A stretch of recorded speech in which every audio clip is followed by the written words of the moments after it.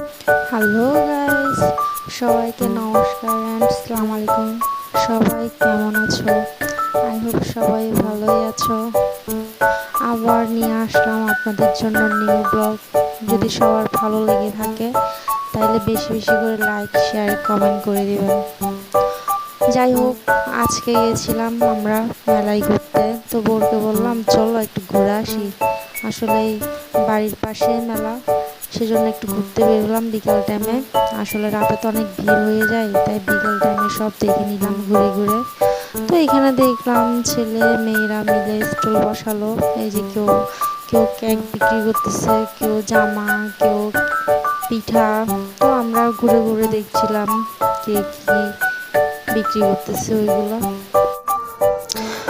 মেলার মধ্যে এরকম ঘুরে ঘুরে দেখতে বেশ ভালোই লাগে। তো তারপর এখানে দেখতেছি পাশেই বালিশ খেলা হচ্ছে। তো কিছুক্ষণ দাঁড়িয়ে দাঁড়িয়ে বালিশ খেলা দেখলাম। তো দাদাবাবু বলতেছে যে তোমরা খেলবা। তো আমি বললাম না, আমার বালিশ খেলা ভালো লাগে না। যখন সবার আগে চলে যাব তখন কেমন জানি লজ্জা লজ্জা লাগবে সবার সামনে, তাই আমার ভালো লাগে না খেলতে। তো এখানে ভাগ্নিকে কোলে নিলাম, কোলে নিয়ে হাঁটছিলাম। তো বললাম চলো যাই, এবার দোলনা চড়বো।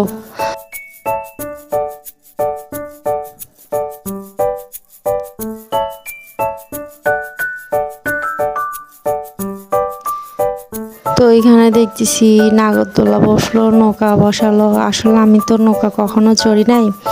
তো আমার বরকে বললাম চলো আমরা এবার একটু নৌকা চড়ি। আসলে এখানের মেলাটা তেমন বড় করে বসে নাই, ছোটোখাটোই। তো তাই তেমন জিনিস ওঠে নাই। তারপরে এই চড়তেছি ভাগ্নি আমি বর মিলে।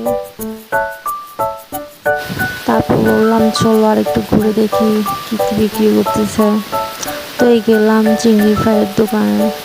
আমার তেমন ভালো লাগে না এগুলো খেতে। তারপরে এই গরম গরম জিলাপি বানাচ্ছে। আমার কিন্তু গরম গরম জিলাপি অনেক বেশি ভালো লাগে। তো এই ছোটোবেলার মালাগুলো দেখে অনেক ছোটোবেলার স্মৃতি মনে পড়ে গেল।